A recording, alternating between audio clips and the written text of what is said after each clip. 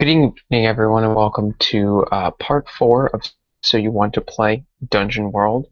My name is Christopher Graw, and tonight we're going to be discussing being the game master in Dungeon World. As I've alluded to in prior episodes and in the little blurb I wrote up about this, being a dungeon master or game master, the terms are interchangeable, but Dungeon World in the text uses game master. Being game master in Dungeon World, it means following certain rules. Just like the players, you have rules to follow. They're not the same as the players. They're your own unique set of rules. But in some places, you'll see the game master referred to as a player, because that's really what the game master is. The game master is the player for the world. So it's important to know that as a player, you have to follow the rules. And these rules are designed to help ensure that people enjoy the game and to help ensure that you get the right feel for the game, because Dungeon Master is designed to be played a certain way. As always, Dungeon World is a game by Sage Latora and Adam Cobell, and all artwork is copyright to their respective owners. Another thanks to Chris Seuss for his help with this presentation. So being the game master. The game master has 4 sets of rules: the agenda, the principles, the moves, and the fronts. The agenda are things that you should always aim to do. The principles are your guide, and they describe how you should play the game. The moves are what the GM does in response to players' actions, or in some cases their inaction. And are the GM's way of organizing the world into various categories of things that are trying to kill the players. So fronts could be things like rampaging orc armies or ancient cults to death gods. Their fronts are your prep, because Dungeon World is a very prep-like game, and fronts are going to represent your prep. So these are some things that are going to help run the game smoothly. These aren't technically agenda, principle, moves, or fronts, but in Dungeon World, they give you a couple pieces of specific advice on how to GM the game. Describe the situation, follow the rules, make moves, and exploit your prep. These are things that when you sit down at the table, you should try to do. So when you describe the situation, exactly as it sounds, describe the immediate situation around the players at all times. Use detail and the 5 senses to draw them in. This is how you should start a session when you're picking back up from a long break. This is how you should get things rolling after a snack, or after someone tells a joke and you all have a great laugh for a minute.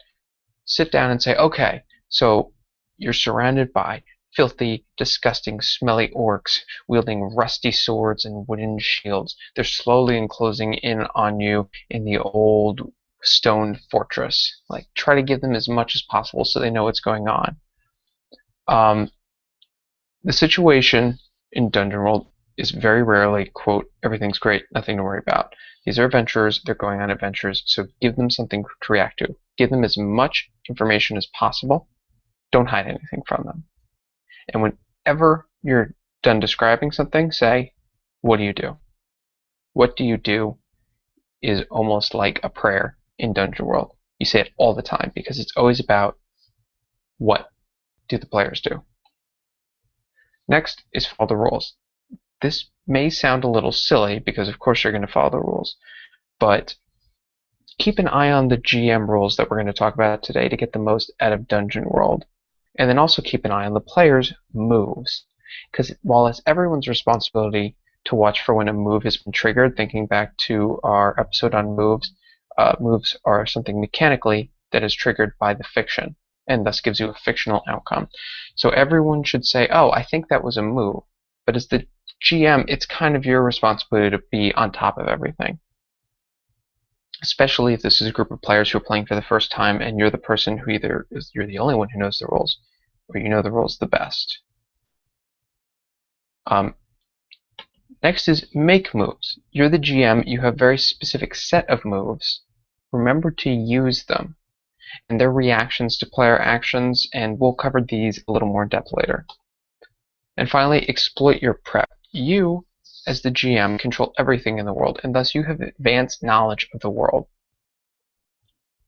You're going to know things that the players don't know yet, and you can use that knowledge to help you make moves that make sense in your fiction, even if it doesn't necessarily make sense to the players. You know things. So the wizard tries to cast a spell and fails, they roll a miss, so they draw unwanted attention. They don't know they've drawn unwanted attention because they don't know about the kobold scouting party in the next room who just heard the magic. But there you go. Next is the agenda. These are the goals of the GM in Dungeon World. Dungeon World is a prescriptive game. It tells you how to play itself. And this might be a little strange to people who are used to playing games that are a bit more free-willing, a little more open in how you play, a little laissez-faire. But in Dungeon World, the mechanics exist only to serve the story. So you have to tell the story that the mechanics are built to serve, or the fiction and the mechanics are going to be fighting each other. Now, you can stray a little bit and you should be fine, but if you start straying a lot from what Dungeon World is built to do, which is a fantastic story of monsters and dungeons and castles, then it's going to feel a little off. So first is portray a fantastic world. This isn't just a normal world. As you can see in this example picture, this isn't just a city. This is a walled city built into the side of a cliff at the ocean where the waves are lapping up against the feet of massive statues. There's some sort of, I don't know, is that a volcano torch? I don't even know. This is a fantastic world. And it's about people and characters who have decided to take up a fantastic life of adventuring in hopes of a reward. So it's your job to show these characters this strange and wondrous world that they're participating in. You have to fill the characters' lives with adventures. These are adventurers. Even if they have managed to defeat the Orcish army and kill and stop the death cult that's going to resurrect the Dark God and rescue the princess and everything, even if they manage to do everything that you've set out in front of them, there should always be something else right around the corner. Fill their lives with adventure. Next is play to find out what happened. As a GM, your job is to set the players in motion and then see what they do and then react to their choices. As the GM, you can think ahead, but never think too far ahead. Never presume what the players are going to do and extrapolate a plot from that. Think just far enough ahead that you can react to what the players are doing and then adjust your story on the fly. It's a highly improvisational game. There's not a lot of room for expansive prep in Dungeon World, simply because, as anyone who has dungeon mastered for a significant period of time knows, the second you put a plot in front of the players, they will go in the complete other direction. A plan never survives contact with the enemy, and while the players aren't the enemy, a plot never survives contact with the players. Next, we're getting to the principles. The principles are your guide to Dungeon World. So often when it's time to make a move, you are already going to have an idea of what makes sense in the context of the fiction. And just because you have experience as a game master or even as a player of, in this situation, if my player succeeds or fails, what would naturally happen after that? Consider your thoughts in light of the principles, and if it fits the principles, go with it. If it doesn't, rethink it a little bit. The first principle is draw maps, but leave blanks. Whenever there's a new location described, even if the players don't visit it, even if they just mention it, like the Elven Forest of Golgamar, draw it on the map, but leave blank spaces so that there's unknown places for the characters to explore. Address the characters, not the players. Focus on the fiction, not the table. Help keep the players thinking like their characters.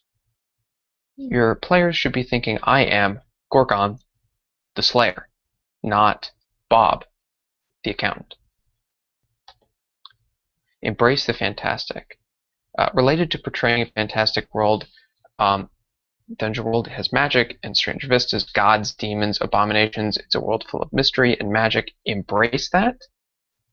Think about floating cities or islands crafted from the corpse of a dead god. And these characters should be in a world that's as exciting as they are. Make a move that follows. When you make a move, what you're actually doing is taking an element of the fiction and bringing it to bear against the characters. Your move should always follow from the fiction. It shouldn't come out of left field and make absolutely zero sense. It should make some sense. Even if it's sense the players might not understand, it should make sense from your prep or from what they know. Never speak the name of your move. Later on, we'll get to moves. Moves have names. It's a very simple phrase. Don't break the fourth wall. Don't describe the mechanics, which is the name of the move. Describe the world and the fiction. Later on, there's a name in the move. It's called separate them. Never say, I separate you. Say, you're forced apart by the avalanche, and you find yourselves separated by a wall of rock. Even though I stuck the word separated in there, it made perfect sense within the context of the fiction, but I didn't just say, oh, okay, I separate you. Give every monster life. Monsters are fantastical creatures, but they should have some motivation. They shouldn't just be, in sort of an old schooly way, bags of experience and loot meant to be slain by the characters. Give them reasons to be. It could be simple. A dragon wants to collect gold. That's pretty simple. Or it could be complex. But give that monster not just existence but a reason to exist, and then describe it to the players. Use the character's senses. On the flip side of monsters, name every person. How often have you found in a role-playing game that players don't treat the non-player characters like people? They treat them, they're not even things. They're just extensions of the GM. As long as NPCs don't have a name, they're not real people to the players. If you give an NPC a name, like Barney, the town scallywag here, it gives him a personality. You can instantly know that he's some sort of like happy-go-lucky, maybe a little drunk, he's missing his teeth, he's kind of a goof, maybe he picks pockets, you don't know. Give him a name, everything else flows from that. Ask questions and use the answers. As the GM, it's almost entirely your job to describe the world around the players, but sometimes if you don't know something, ask a player and use what they say. Sometimes it makes sense to ask the player whose characters should know the answer. Someone asks a question about dwarves, you have one dwarf in the party, go ahead and ask the dwarf. On the other hand, sometimes flip that on its ear and it'll give you just as interesting an answer, if not more interesting. Have a question about magic and you have a wizard, ask the fighter. What does he say? What does he know about magic? Whatever answer he gives you, ask him how he knows that. Be a fan of the characters. The characters in Dungeon World are like protagonists in a story on television. You should cheer for their victories and be sad about their defeats, but their defeat should still be interesting. It's not your job to push them in a particular way or to push your plot. It's your job to participate in the fiction that features them and their actions. Think dangerously. Everything in Dungeon World is a target. Everything can be destroyed. The only thing in the world that can make this a better place are the characters. Begin and end with the fiction. When a player, or GM for that matter, makes a move, their fiction triggers the move, which is the mechanics, and then the move generates a fictional outcome. So begin with the fiction, now there's going to be some mechanics in the middle, and then end with the fiction, because that's always what it comes back to. And finally, think off-screen too.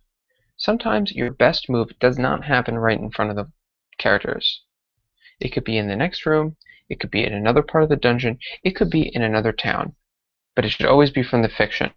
When the players, when the cult of that dark god, I keep coming back to that, is starting their coup of the city, and the players go to the watchtower and they ring the bell to summon the city guard, and perhaps they roll poorly on it. Maybe there's not an obvious move there. Well, how did they fail at rolling the bell? They could just fail to summon the guard, but that's not interesting. Maybe that Orcish raiding party that you know was a couple miles away. Maybe they heard the bell and they go to investigate. So now we come to moves. The GM moves are your equivalent of what the player moves are. They're your go-to list of things to do to the characters. You use a GM move in a couple of very specific circumstances. Whenever everyone looks at you to see what happens, you choose one of these moves. And whenever a character fails a move, rolls a 6 or under, you use one of these moves. Or when someone just hands you a complete golden opportunity on a silver platter, use one of these moves.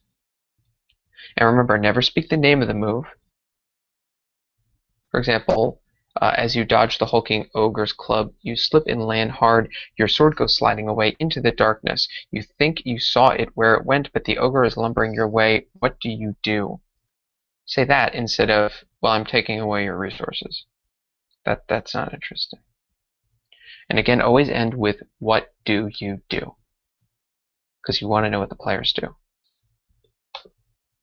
The first move, so when to make a move, when everyone looks at you to find out what happens, when they give you a golden opportunity, when you roll 6 or under. Those are the only 3 circumstances when you make a move. And often, if you've been dungeon mastering or playing a long time, making a move will feel natural. Oh, this is just what I do. But this is also what Dungeon World is telling you to do. There's a difference between, it's an unofficial difference, but it is described between soft moves and hard moves. Soft moves are moves without immediate irrevocable consequences. So as you can see in this example, these characters have wandered into a dense jungle, and these lizard folk have spotted them and are drawing their bows and arrows and are ready to attack. And hopefully the players notice. That's a soft move. No immediate irrevocable consequences, like damage or death or using up their resources. When a character ignores a soft move, it's almost always going to lead to a hard move. Hard moves, as you can tell from this guy who's got a sword sticking out his back, have immediate and often irrevocable consequences. Dealing damage is an excellent example of something that's almost always a hard move, because it means at least some loss of hit points that won't be recovered without some action by the players. A character that ignores the incoming arrows that you told them about will likely take damage.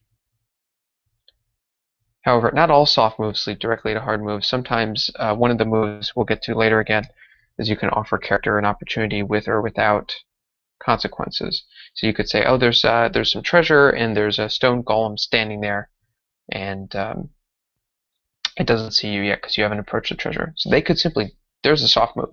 They could simply choose to ignore the opportunity, and they're not hit with the hard move. When you have a chance to make a hard move, you can opt for a soft move instead if it better fits the situation. You don't always have to go straight for the kill with the players. Give them some room to hang themselves. Trust me, they will.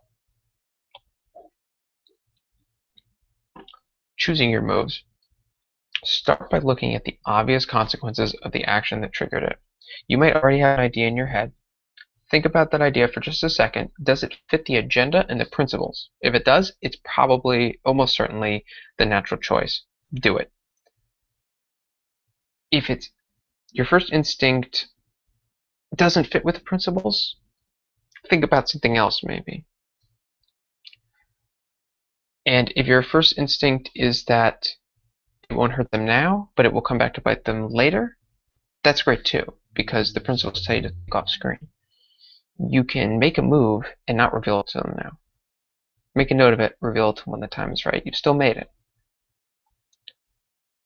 Alright, finally we're moving on to the actual moves themselves. The first move is actually multi-moves in one. It's called using a monster, danger, or location move. Monsters and locations and dangers are part of fronts, get their own list of moves which are unique to each of them. Monster and location moves are pretty straightforward. It's what they do. Ogres hurl enemies across the room, so they get a move, hurl enemy across the room.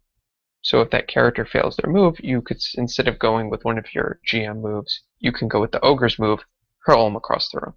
Pretty straightforward.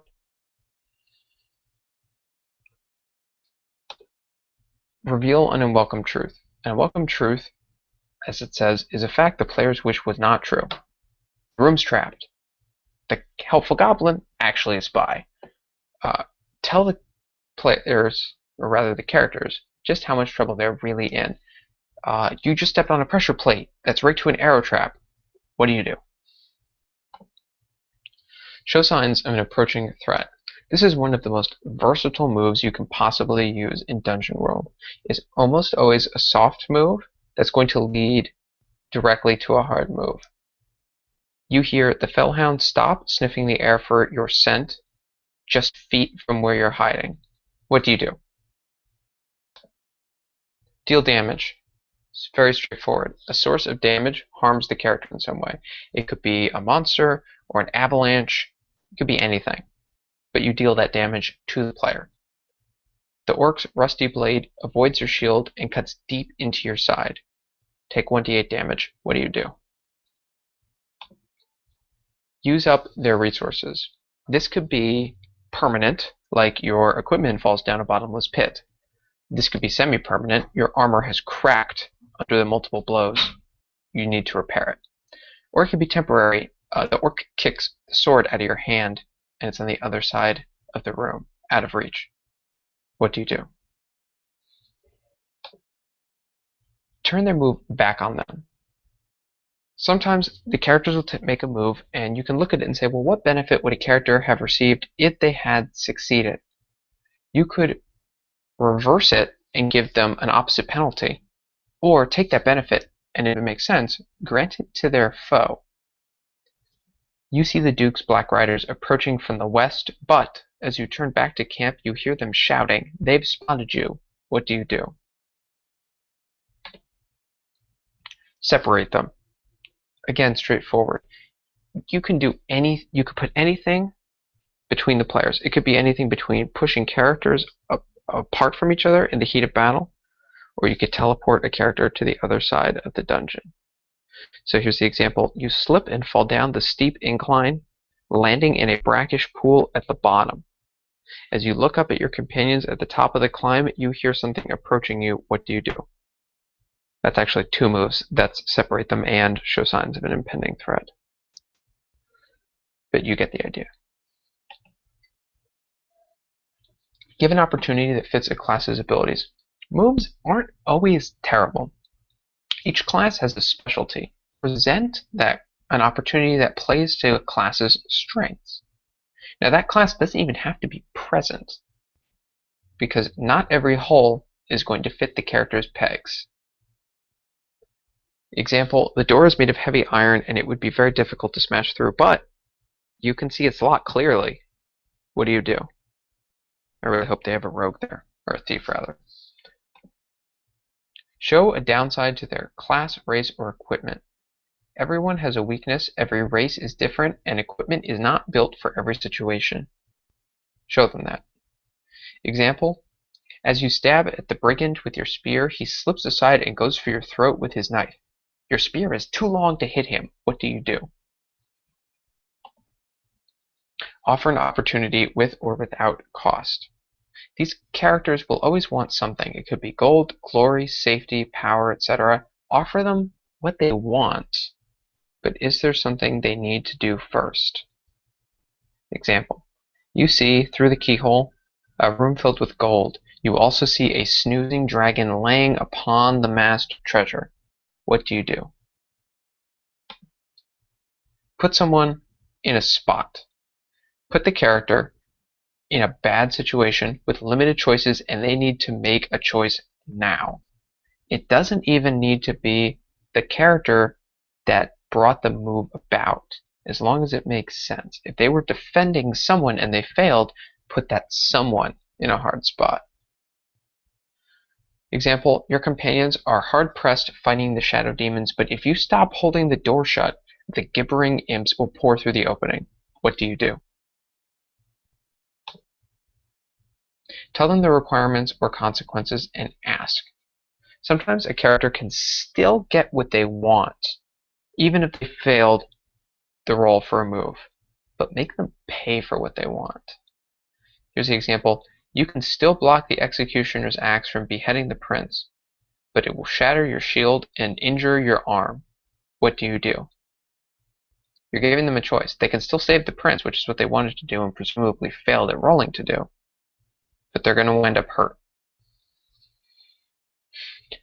Dungeons also have a specific set of moves. I'm not going to go into as much detail about them because I find sometimes that the dungeon moves are duplicates of the GM moves, but in a more specific sense. But I'm going to quickly go through the dungeon moves. And a dungeon doesn't literally have to be a dungeon. It doesn't have to be an underground and musky and full of undead or giant spiders. It could be, it's more of a figurative concept. It could be the castle. It could be a labyrinthine forest. It's whatever specific location your characters are in that they're trying to get through. You could change the environment. Floor drops out from underneath them. The bridge breaks. The roof collapses. You could point to a looming threat.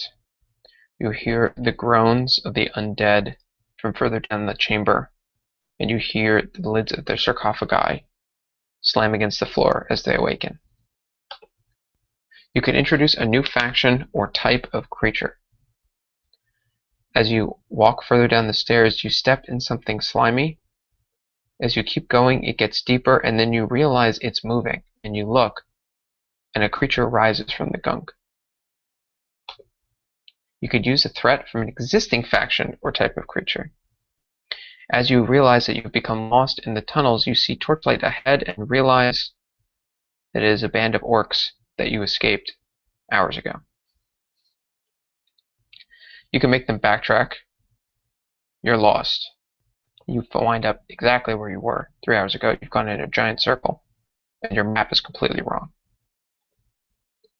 You could present riches at a price. Again, here's that pile of gold with a dragon sitting right on top of it. You could present a challenge to one of the characters, like this locked door. Finally, we're going to get to fronts. Fronts are where the GM organizes their thoughts between games. This is where you rub your hands together like an evil overlord that you are, and you think of all the evil things in the world that you want to challenge the characters with. Fronts are secrets that the GM knows. Players should know these. Normally, you should offer up information very freely to the characters, but fronts are yours. Each front is a collection of linked dangers, threats to the characters specifically and to the people, places, and things the characters care about. It also includes one or more impending dooms, which are the horrible things that will happen without the character's intervention. Fronts are built outside of play. They're the solo things that you get to do between games. You might have to tweak or adjust your fronts during play, because who knows when inspiration will strike or when a player will say something that gives you a great idea. But most of the preparation comes between sessions. And to give you the honest truth, designing fronts should not take you more than 15 or 20 minutes. This is not a prep-intensive game. And in fact, you can get by without preparing fronts entirely, but I would recommend against it. Because fronts are designed to help you organize your thoughts on what is opposing the players. They contain your notes and your ideas and your plans for these opposing forces. So whenever you're in a bind and you don't know what to do, you should look at your friends and say, oh, that's what I should do.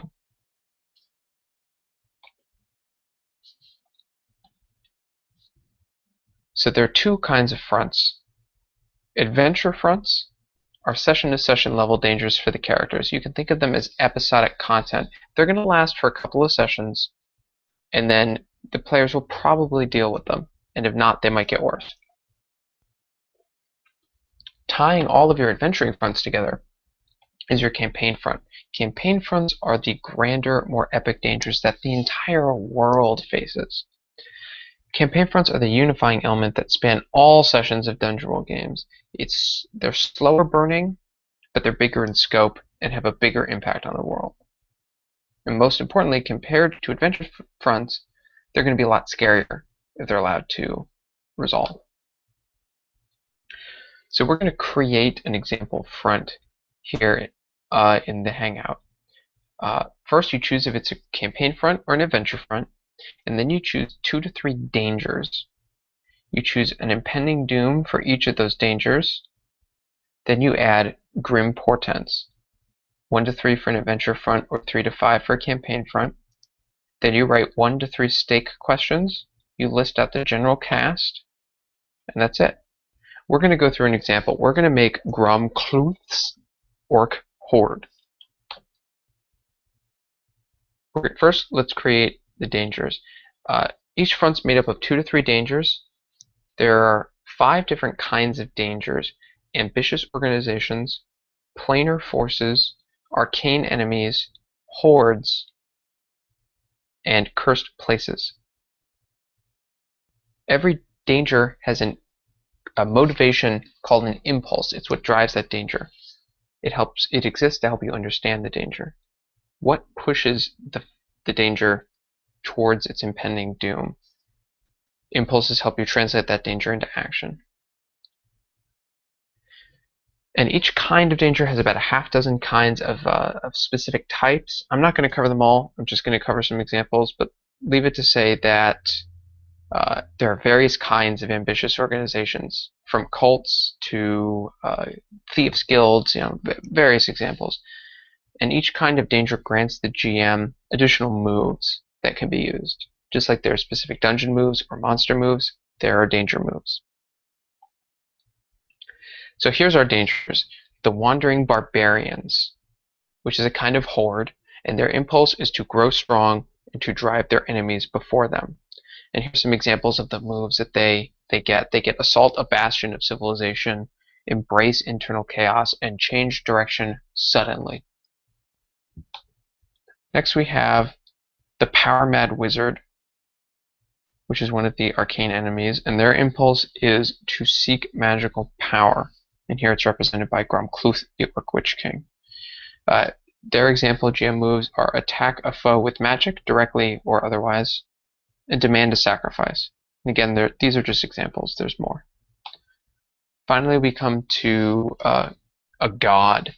The impulse is to gather worshippers. Our example is Kroll, the Orc's God of Blood. And the move examples are give dreams of prophecy, extract a promise in exchange for a boon, and attack indirectly through intermediaries. Next we get to the Grim Portents. Think if the player characters didn't exist in our world to stop this front, how would it progress? How would it get worse? Grim Portents typically have a logical order. So for our example, the Orcish Warbands, the first Grim Portent would be the Warbands burn the towns of the plains. The second one would be Kroll grants the orcs power in return for the blood sacrifices. And finally, Gromkluth threatens the capital with his blood magic. And then the actual last one would be they conquer the capital. So if the players never did anything, that's what would happen. Grim Portents are what should happen when the danger goes unchecked. When the players ignore something long enough, mark off one of them. It's going to happen.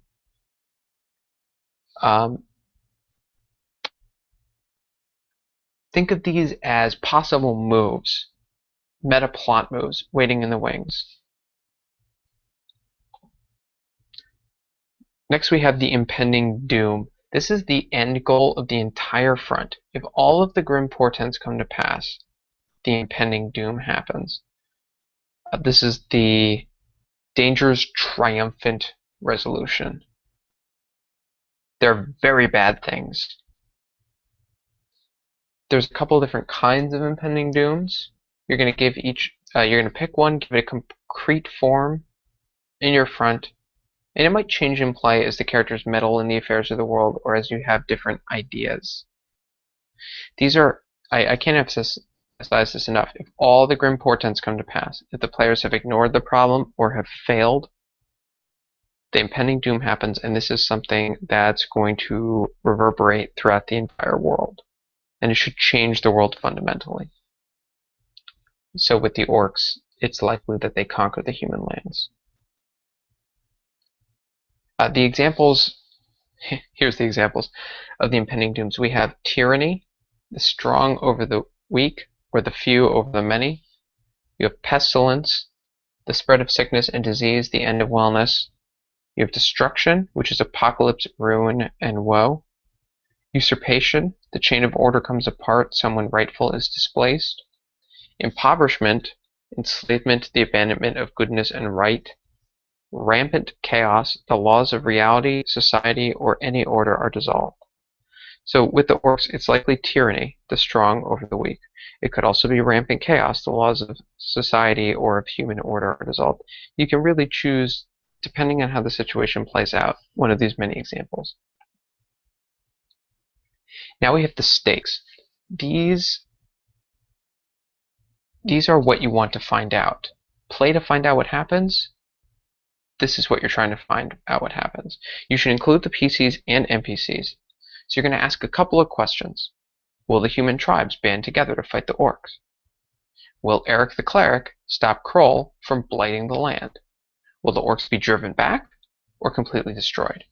They're just 1 to 3 questions about people and places that you're interested in, that you want to see what happens with them. They should be concrete and clear. Don't write vague feelings, incremental change. They're about important changes that affect the player characters and the world. A good stakes question is one that when it's resolved means things will never be the same again. Lastly, we have the description and cast. Just a few sentences to remind you what the front's about and who its main actors are. Both player characters, non-player characters, and that's non-player characters, both friendly and evil, the monsters. We're quickly going to cover what to do during the first session, and then we're going to wrap up. But for the first session, you're going to need to print out some stuff. Almost all of it is available for free at dungeon-world.com. You're going to need a few copies of the basic moves that we went over a few episodes ago. You're going to need 1 copy of each class sheet, preferably double-sided, 1 copy each of the cleric and wizard spell sheets, and then the GM sheets. Now, besides the stuff you're going to bring, you should also set expectations. Sit around with the players, talk to them about the game, let them know that their characters are people. They're skilled adventurers delving into dangerous places, but they should be played as real people, and your job is to play the rest of the world as a dynamic, changing place. Talk about what kind of game you want to play. Do you want a more straightforward dungeon delve for treasure? Or do you want a grand epic story on the scale of Lord of the Rings? Sit down before the start of the game and think about the best role-playing games you've ever played in the past. Think about the stories you tell with your friends, not the mechanics of those games, because you're not going to remember what number you rolled when you killed that dragon. You're going to remember that you beheaded it in one fell swoop just before it killed everyone. And then think about that and embrace it and know that that's the kind of story that you're trying to tell. And also, don't come to the table with a set plot, but with a rough sketch of a plot, and make it evil. These are just a couple of questions the players might ask, especially if this is their first time playing Dungeon World. Be ready with answers, because this, again, if this is their first time, they're going to want to know how the game works. Are the characters friends? The answer, not necessarily, but they should work together as a team for a common goal. The reasons for pursuing those goals might be different, but they somehow manage to work together. I think we've all been in an adventuring group where all of a sudden it's the very first session and people get together and you realize that there's a necromancer and a paladin and there's absolutely zero reason for them to know each other, let alone like each other, and immediately one of them kills each other or drives each other away. That shouldn't be what happens. They should all know going in that they should at least be able to work together. Are there other wizards or fighters or paladins, etc.? The answer is not really. There are other people with those skills, other workers of arcane magic, and the common folk might call them wizards, but they're not like you. They don't have the same abilities. They might be similar. You're the only wizard. Especially because in the beginning, you're the only person who can choose. Each class only goes to one player. Later on, there could be multiple wizards, but for now, you're the only one. Currency in Dungeon World is called coin. What's coin? The answer is coin is the currency of the realm. It's good everywhere. It buys you stuff, mundane stuff like swords and armor and equipment, but not magic stuff. That's not for sale, at least not for coin. And finally, is the GM trying to kill us, the players? The answer is no. The GM's job is to portray the world and the things in it, and the world is a very dangerous place, and you might die, but that doesn't mean the GM is out to get you. It just means that you are people who do dangerous things. And with that, thank you for watching. So you want to play Dungeon World, the Game Master. I'm going to do one more broadcast of this in 2 weeks. I'm going to be covering a couple of miscellaneous topics. I'm going to go into monsters a little bit and how to make them and play them. I'm going to talk about equipment a little bit. I'm going to talk about just a couple of advanced tips, whatever comes to mind. It's kind of a grab bag episode. And then that will be the final episode of So You Want to Play Dungeon World. During that episode, I'll talk about what I'm going to be doing next in the summer, and I hope you see that. Thank you, and everyone have a good night.